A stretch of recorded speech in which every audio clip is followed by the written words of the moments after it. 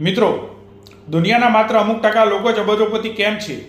આ સવાલનો જવાબ સરળ છે. તેઓ પોતાના લક્ષ્યોને પ્રાપ્ત કરવા માટે ક્યારે હાર માનતા નથી. તેઓ લાંબા ગાળાના રોકાણની શક્તિને સમજે છે અને બજારના ચઢાવ ઉતારથી ડરતા નથી. વોરેન બફેટ જેવા મહાન રોકાણકારોએ આ સિદ્ધાંતને સાબિત કરેલો છે.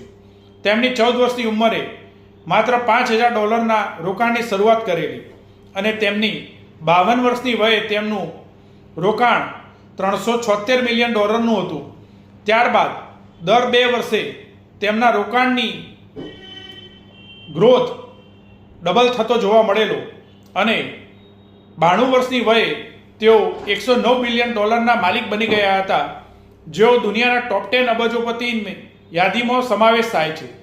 મંદીમાં રોકાણ તમારી સુવર્ણ તક છે તેવું વોરેન બફેટ જણાવે છે.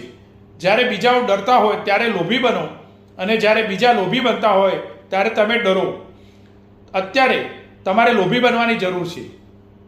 મંદીના સમયમાં રોકાણ કરવું એ તમારા માટે સુવર્ણ તક છે. મંદી એ તક છે, નુકસાન નહીં.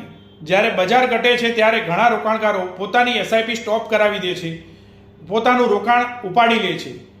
પરંતુ આ રોકાણ વધારવાનો સમય છે. જ્યારે શેરના ભાવ ઘટે છે ત્યારે તમને સસ્તી કિંમતે વધુ યુનિટ મળે છે. જ્યારે બજાર સુધરે છે ત્યારે તમને વધુ વળતર આપે છે.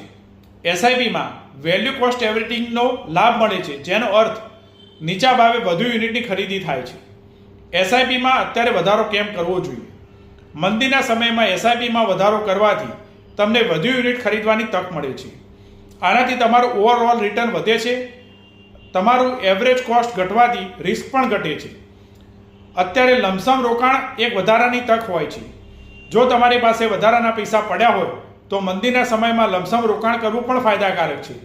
આનાથી તમે એક જ સમયે વધુ યુનિટની ખરીદી કરી શકો છો અને બજાર સુધરતા તમને વધુ રિટર્ન મેળવી શકો છો. SIP એક લાંબા ગાળાનો દ્રષ્ટિકોણ છે.